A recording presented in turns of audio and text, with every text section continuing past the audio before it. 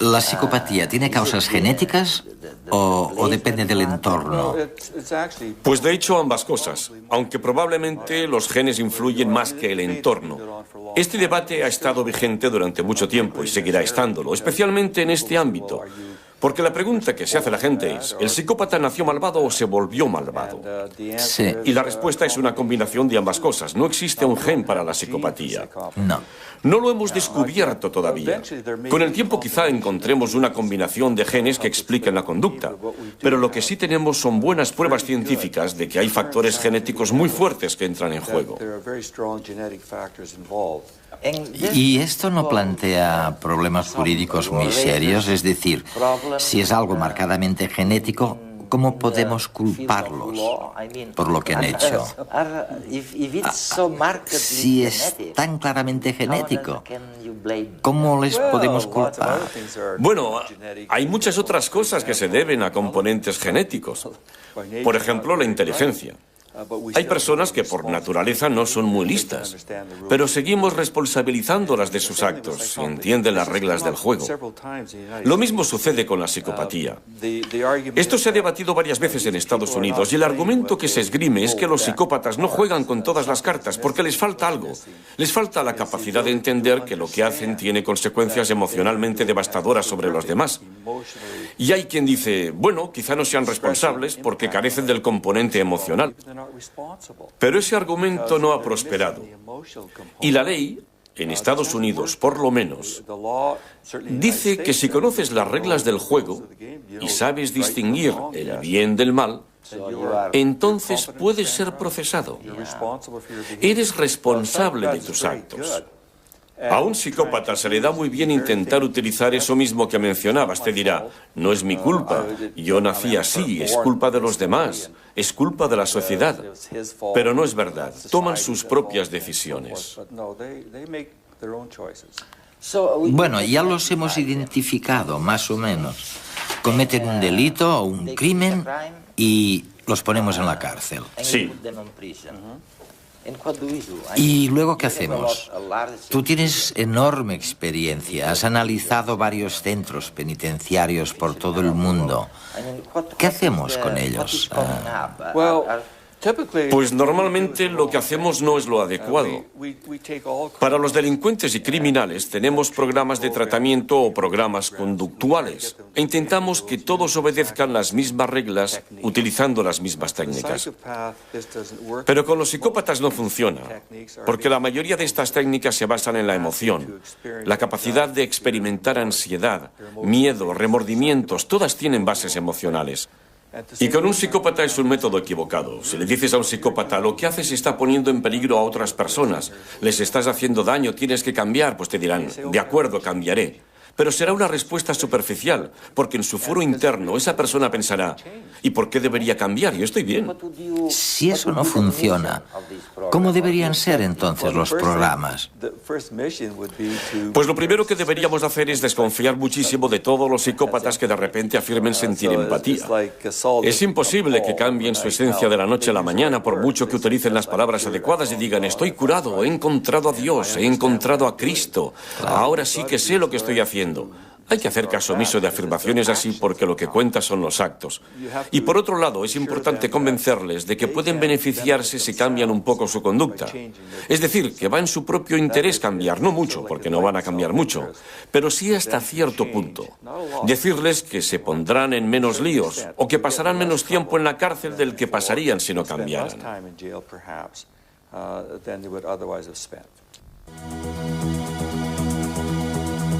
El psicólogo Robert Hare es el creador del examen psicológico más utilizado del momento para identificar a psicópatas, la escala Hare. En este método se evalúa si un individuo cumple algunos de los 20 criterios establecidos en la escala Hare. Estos criterios no son más que rasgos característicos de la personalidad psicopática. Algunos ejemplos de ellos son la falta de empatía, el encanto superficial o un egocentrismo extremo. Para llevarla a cabo, el paciente es sometido a un cuestionario estructurado.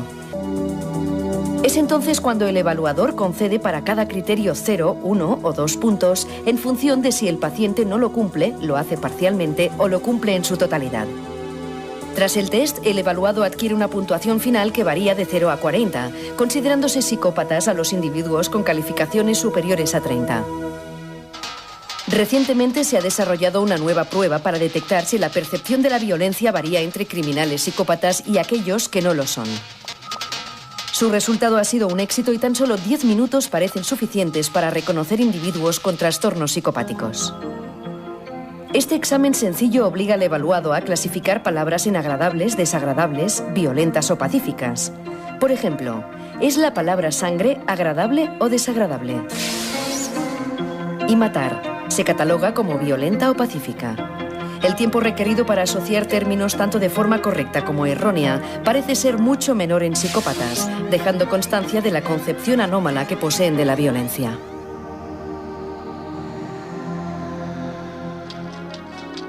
Nuevas técnicas en el campo de la visualización cerebral como la resonancia magnética han permitido relacionar la conducta psicopática con defectos biológicos. Así, la corteza prefrontal, vital para gestionar los impulsos, presenta una reducida actividad. Neurotransmisores inhibidores de la conducta agresiva, como la serotonina, también parecen escasear en el cerebro del psicópata. En definitiva, los últimos avances en psicología y técnicas de imagen cerebral han facilitado la diagnosis de la psicopatía. El reto ahora consistirá en la cura y la reinserción de los que la padecen.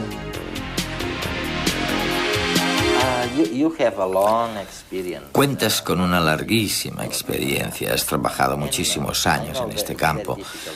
Y ya sé que es muy difícil responder a la pregunta que te voy a hacer, pero ¿crees que la cantidad de sufrimiento de la gente corriente a manos de esos instintos depredadores de los psicópatas ha aumentado con el tiempo? ¿O te imaginas que hace años era mucho peor? ¿En qué punto estamos? Ahora tenemos tu escala para medir. Hemos empezado a darnos cuenta de que son diferentes. ¿Está mejorando la situación? No sabes cuánto me gustaría saberlo. Todo funciona por ciclos. Si nos remontamos a la Baja Edad Media, cuando proliferaban las ciudades-estado, cada pueblo era un estado. Y eso a menudo entrañaba peleas, asesinatos, saqueos, violaciones constantes y, por supuesto, allí encajaba perfectamente el psicópata. De hecho, por aquel entonces el psicópata probablemente se consideraba un verdadero héroe. Era alguien que sacaba el trabajo adelante. Creo que lo mismo sucede ahora. Hay muchas situaciones en las que los psicópatas realmente pueden prosperar. Uno de los problemas que tenemos ahora es que, como sociedad, a través de las películas y la televisión, lo que hacemos en cierta medida es promover el estilo de vida psicópata.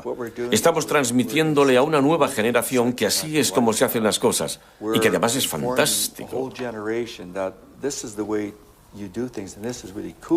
Que es eficaz, Sí, en las películas y la televisión, el principal ingrediente es la violencia.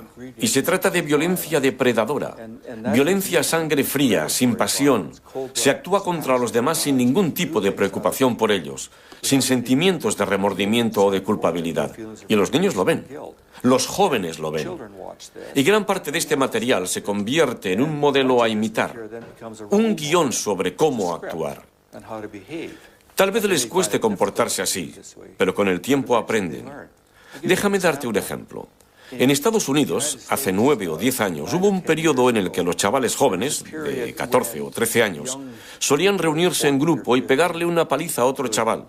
Le pegaban patadas, le acosaban, le humillaban.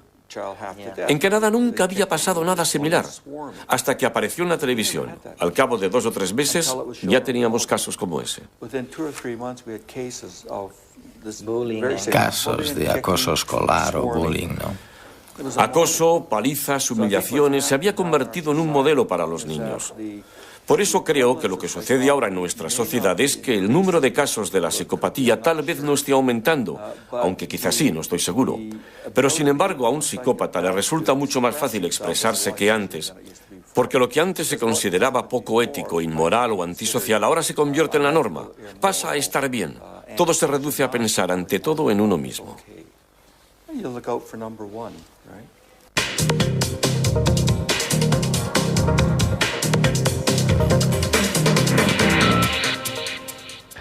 Probablemente la pregunta que más se relaciona con mi motivación en el campo de la criminología es ¿qué es lo que hace que las personas busquen en la violencia, su modo de estar en el mundo. Vicente Garrido es uno de los mayores expertos en psicopatía de nuestro país. Sus investigaciones en la Universidad de Valencia van mucho más allá de los libros y se puede decir que ha mirado a más de un psicópata a los ojos. Hoy nos habla de qué hay en esas mentes. La palabra que he traído es humillación. Y es una palabra importante en este contexto del crimen y la psicopatía por 3 razones. Primero, porque se trata de un motivo profundamente humano, a diferencia de otras causas que promueven la agresividad y que la compartimos con los animales. El sentimiento de humillación requiere, por encima de todo, la conciencia de sí. El hecho de que te sientes traicionado o maltratado en una reflexión íntima e introspectiva, algo que solo puede hacer el ser humano. En segundo lugar, es importante porque es probablemente la motivación más fundamental para el crimen violento. Y en tercer lugar, aunque de una manera más aproximada, porque mi teoría es que los asesinos en serie matan porque no quieren ser lo que son, y cuando matan intentan ser otras personas, y en buena medida se sienten humillados del rol que ahora desempeñan, por eso quieren construir una nueva realidad y por eso se convierten en asesinos en serie. El placer viene del desquite, viene de la venganza. La venganza es un plato que se sirve frío. La venganza te produce un equilibrio. Acabas de poner tablas en una situación en la que tú estabas perdiendo. Os he traído lo que es mi última obra, escrita con mi colega Patricia López, que se denomina El rastro del asesino, de que estoy particularmente satisfecho por 2 razones. Primero, porque es el primer libro que habla de la técnica del profiling, la personalidad criminal como herramienta forense para permitir orientar la investigación criminal en asesinos sistemáticos desconocidos, asesinos en serie, pero también agresores sexuales. Y en segundo lugar, porque es un estudio en profundidad de 5 asesinos en serie que en los últimos años han marcado la criminología casuística en España. Y hay un estudio analítico de cómo se llevó a cabo la investigación en tiempo real, las pistas, los problemas, las dificultades, cómo se capturaron. Y luego hay un estudio muy profundo sobre su mente, por qué hicieron lo que hicieron, por qué planificaron los crímenes de esa manera, qué pretendían conseguir, y un estudio utilizando la técnica del profiling que nos descubre la mente y las características fundamentales de la personalidad de estos sujetos. He traído un par de imágenes para que el espectador sea consciente de cuáles pueden ser las motivaciones de los asesinos en serie y en qué modo pueden ser tan diferentes. El primer caso es el del asesino del Pouchet. Lo que define este tipo de crimen es la venganza, la humillación. Las mujeres de ese barrio ni siquiera lo miran, porque él no forma parte de ese mundo. Cuando mata a las 2 mujeres en este barrio, está demostrando que él sabe cómo tratar a estas mujeres y las mata por odio, y por eso es sádico. Quiere hacerlas sufrir. El sadismo da placer sexual, pero él no las toca sexualmente. La otra imagen corresponde a Tony King, que quizá el público lo puede concebir más como el clásico psicópata sexual. Tony King empieza su carrera delictiva como un delincuente juvenil y pronto, además de robos y actos de violencia, progresa hacia el delito sexual. Mientras que antes en Inglaterra necesitaba el control de la víctima hacia la inconsciencia para poder satisfacer su fantasía sexual, ahora vemos que ese control no es suficiente. Ya no basta con que la mujer esté inconsciente, tiene que estar muerta. El control ha de ser absoluto. Lo que nos muestra Tony King es un camino que empezó en su adolescencia y que culmina en la necrofilia. Pues he traído un objeto hasta cierto punto histórico porque el primer caso documentado en el que se aplicó la técnica del perfil criminológico a la hora de ayudar en la captura de un asesino en serie fue justamente en el caso de Ferrandiz, y tuve la oportunidad de ser yo en ese caso la persona responsable de colaborar con la Guardia Civil y el juez para capturar a Ferrandiz.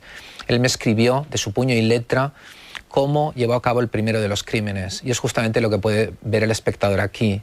Él escribe el momento en que invita a su primera víctima, la filóloga joven castellonense Sonia Rubio, a subir a su coche, cómo la lleva en un momento determinado del trayecto por la zona de Playetes, por la zona de Benicàssim, la golpea para dejarla inconsciente, para controlarla, cómo posteriormente, cuando ya está en una zona pantanosa donde no hay posibilidad de ser observado ni que la chica reciba ayuda, la ata, la hace caminar, y en un momento determinado donde él considera que ese cadáver va a quedar ahí durante mucho tiempo sin descubrir, lleva a cabo su crimen, un crimen con un componente de control y de escenario en su manejo y en su preparación muy significativo. Él, por vez primera, siente que realmente hace para lo que ha sido llamado en este mundo y se convierte en un asesino en serie. El lugar que he escogido es un poco peculiar. Estamos en la penitenciaría estatal de Florida, en Estados Unidos, 1985. En esa prisión de Florida y en esos años se produjo la primera introspección de un asesino en serie a cargo del padre del canon del asesino en serie moderno, que fue Ted Bundy. Es un hablar supuestamente de alguien que sintiera y pensara lo que él siente y piensa. Da pistas sobre cómo un asesino en serie, quizá más letal que él, puede estar ahora mismo planificando un próximo crimen. Dio pistas suficientes como para que, visto con posterioridad, hubiera podido llevar a su captura. Bundy les dijo, no esperen encontrar al típico tío que tiene pinta de buscar a putas. Entonces pusieron a una mujer policía por la zona de prostitución y picó el asesino. Pero en ese momento el FBI no fue capaz de demostrar que ese hombre era el asesino y tampoco las pruebas eran irrefutables. Entonces durante 20 años estuvo libre y solo cuando se descubrió el ADN le pudieron pillar. La conclusión quizá pueda ser esta. Hay personas que se defienden del mundo, que encuentran motivos para la amenaza con una autoestima débil o egocéntrica pero muy quebradiza y utilizan una violencia reactiva, una violencia que en su perspectiva es defensiva pero que produce agresión y dolor en los otros. Otros, por el contrario, ven el mundo no como una amenaza sino como una oportunidad para dominar, para controlar, para desear un control que otras personas ni siquiera lo pueden soñar. Son los asesinos en serie, son los psicópatas, son los agresores depredadores.